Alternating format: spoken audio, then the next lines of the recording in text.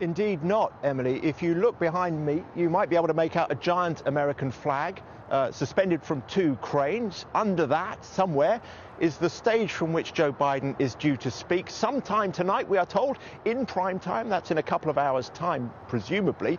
But we just don't know what he's going to say. As you say, it all depends on what news comes out of those battleground states that Mark was talking about, of Georgia, Pennsylvania, Arizona. Does he get enough tonight to plausibly claim victory? Although he spent the day at home with his friends and family, we are told that he's been reaching out to former colleagues in the Senate, Republicans, trying to line up some support across the aisle for the point at which the election is declared. If it comes in his favor, as his team increasingly suspect, he wants those Republicans to come out and declare that the election is in fact legitimate, it was fair, it wasn't fraudulent. He thinks an important part of moving the country forward is to isolate the president in his claims of fraud. And really, that's actually been happening today. Several Republican senators have come out and distanced themselves from President Trump's baseless claims last night that the Democrats are seeking to steal the election through fraud. Senator Pat Toomey from that battleground state of Pennsylvania said he thought the president's comments were, quote, very disturbing. Meanwhile, the president himself is apparently increasingly livid with the lack of support that he's been getting. His legal team has been sent out to gather evidence of that fraud that so far has not been forthcoming. And sources close to the president are saying that no one has ever had the conversation with him about how he should behave, what he should do were he to lose. It's been a closed subject. Another problem is he's running out of funds. His campaign has run dry. He's set up an appeal for a legal fighting fund. It's been another extraordinary day in American politics, and one that's largely gone in the direction of Joe Biden. For this divided country, one more division. We're not going to let them steal it in Pennsylvania. Keep it red! Keep it red! Count every vote! Those who think the election has by and large been fair, and those who don't. We're stealing illegal votes! The president appears increasingly unlikely to be re-elected, and last night made wild allegations about the process. If you count the legal votes, I easily win. If you count the illegal votes, they can try to steal the election from us. Many networks simply cut him off. We're watching President Trump speaking live from the White House, and we have to interrupt here because the president has made a number of false statements. We're interrupting this because what the president of the United States is saying, in large part, is absolutely untrue. A stark example of what appears to be power ebbing. As mail-in ballots continue to be processed and counted, Joe Biden overtook Mr. Trump in Georgia, a state which hasn't voted for a Democrat for president since Bill Clinton. However, there are more votes to come, and the Secretary of State of Georgia confirmed there will now be a recount. Good morning, everyone. Out of approximately 5 million votes cast, we'll have a margin of a few thousand. With a margin that small, there will be a recount in Georgia. From Georgia to Pennsylvania. Major development right now. Take a look at this. Biden, 49.4%. Trump, 49.3%. With Joe Biden having... This was enough for the Speaker of the House of Representatives, Nancy Pelosi, to make her own premature declaration. Pretty soon the hyphen will be gone from Vice President to President-elect Joe Biden.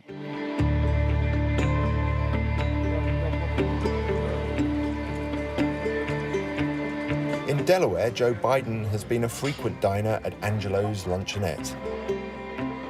There I met John Flaherty, who spent 16 years working in Joe Biden's Senate office. I don't think you're going to find anybody in the White House who is more prepared than Joe Biden. He has a history of reaching out and talking to people that are diametrically opposed to what he stands for. And I think that's a real positive attribute. It's not an attribute in some of the primaries because it's so polarized on the edges, but he was able to survive those primaries. In the back of the luncheonette, amongst the Elvis memorabilia, is a poster of Joe Biden's first presidential run. 32 years later, it looks like he might have made it.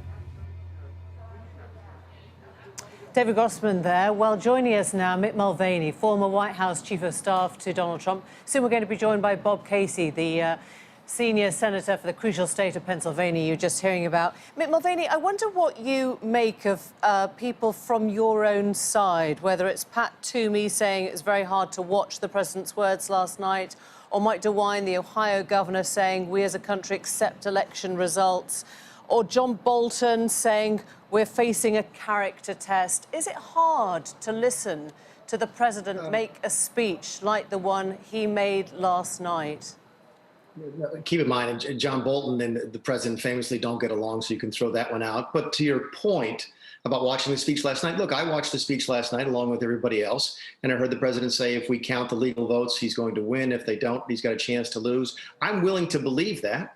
I just need to see evidence at some point. At some point, you have to put up or shut up. We've all heard the anecdotal evidence. I've been receiving it all day about dead people voting, about people voting in the wrong state, about people voting multiple times. So we hear the anecdotes, but anecdotes don't cut it. At some point, you have to present data, you have to make legal arguments, and we're approaching the time where the campaign needs to start putting down hard facts as opposed to allegations. Right. I mean, you're on the same side, it sounds like, then, as the senior Republicans I just quoted. He hasn't got the evidence, has he? He hasn't. He hasn't. I'm not on the same side as John Bolton. I mean, John Bolton said it's a question of character. Again, that's not the question. I think all Republicans are willing to still admit there's a chance the president wins. Pennsylvania's not lost yet. Georgia's not lost yet. I still think he's going to win Arizona, which will dramatically change the count so far. But at some point, we need to see the facts and not just the allegations. Yeah, because there is a sense now, isn't there, amongst the Republican Party, and he was calling out yesterday, Eric Trump and Giuliani was saying, where's the GOP now? That they're actually moving away from him because somebody's probably got to tell him that without evidence, you can't keep making these kind of allegations and you can't keep jumping in and trying to create a legal contortion where you haven't got facts to back it up. I mean, he just tweeted and he said that Joe Biden shouldn't wrongfully claim the office of president. Now, that's something that Joe Biden has very carefully not done. He's just said we have to carry on counting the votes. And Donald Trump is the one who said, stop counting, right? Again, the lawyers are going to be telling him that. It's completely legitimate under our system to bring legal challenges, just as it is legal and legitimate, to do recounts, which look like they're going to happen in most of these states. Not in every state, though. Come on, not in every state. And not when you've already sent out a warning weeks ago that as soon as the polls were closing, you'd call the lawyers. If I could finish my answer, it doesn't have to be in every single state, but you're going to have one, obviously, in Georgia. There's laws on how to do recounts in states like Arizona and Pennsylvania. And yes, you are looking at recounts in most of these states. I just wonder, who is by his side, do you think, that is prepared to say to him, look, you did a great job, you won 4 years ago, you brought brand new people into the party, but it's time to go, and that there is a time for graciousness. And we saw it from Hillary Clinton 4 years ago. We saw it from John McCain when he lost. We saw it from George H. Bush when he lost. There is a moment for grace, and presumably somebody needs to have that conversation with the president. Yeah, I'm not sure Hillary Clinton would qualify as graciousness and the way she's handled. She wished him well.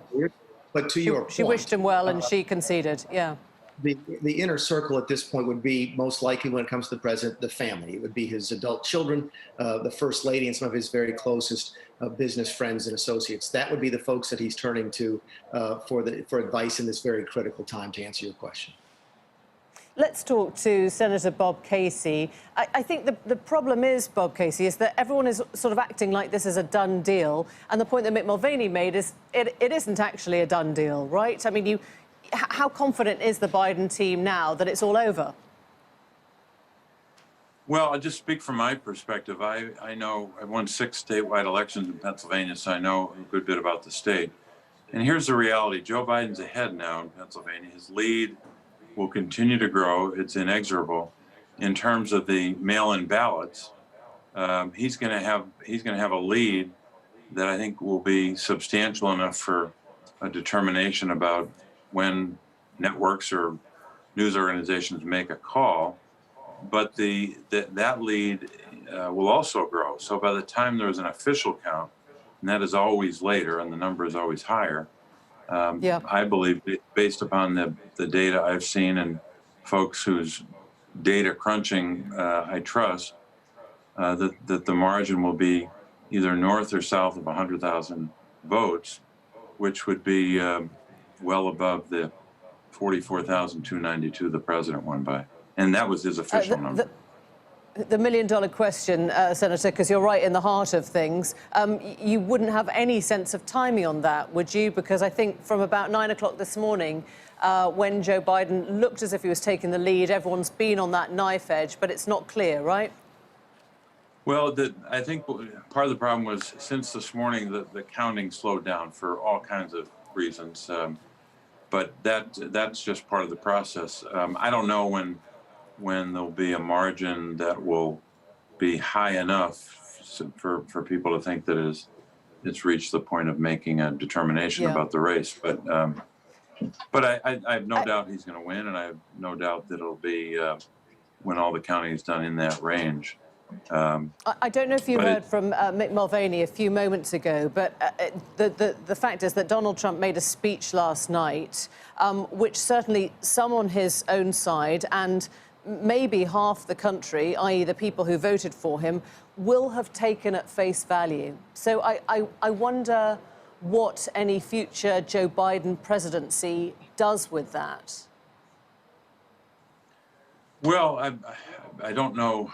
I'm not sure what a new administration does with that, other than in the near term. I think we have to be very clear what the responsibilities are of a president. He has an obligation to make statements and to conduct himself and to propose policies and ideas that are consistent with respecting the will of the American people when they vote. And also has to make it very clear that he will comply with the peaceful transfer of power. So far, he hasn't been willing to do any of the kind. And when he engages in the kind of behavior we saw yesterday and the statements he made yesterday, it's not only undermining the right to vote, it's not only undermining democracy, it undermines our national security. The only one who benefited from that statement yesterday was Vladimir Putin, and also the other enemies of America all over the world. So it's time for the president to be very clear about respecting the will of the people, and he can still pursue legal action with evidence, but he has no evidence. He just wants to complain about the election. There was quite a hardcore response from the Joe Biden campaign saying, we will remove trespassers from the White House if we need to, suggesting that, he would be forcibly ejected if there isn't a smooth transfer of power? I mean, what do they have in mind?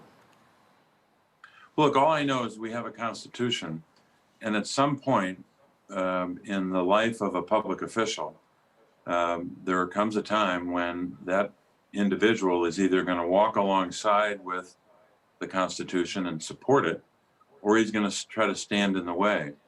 And in this case, the Constitution will just roll over the president if he continues to engage in this conduct and make these statements. He can litigate this if he wants, but if you litigate, you have to have facts and proof and persuasive legal arguments. We'll see if he comes up with that. But right now, he's got nothing, especially when it comes to Pennsylvania. He doesn't know the first thing about what happens in Philadelphia or any other place. He has no facts to smear the people of Philadelphia and thereby smear every election official in the entire United States of America. Well, Casey, thank you very much. Mick Mulvaney, thanks for joining us a little earlier.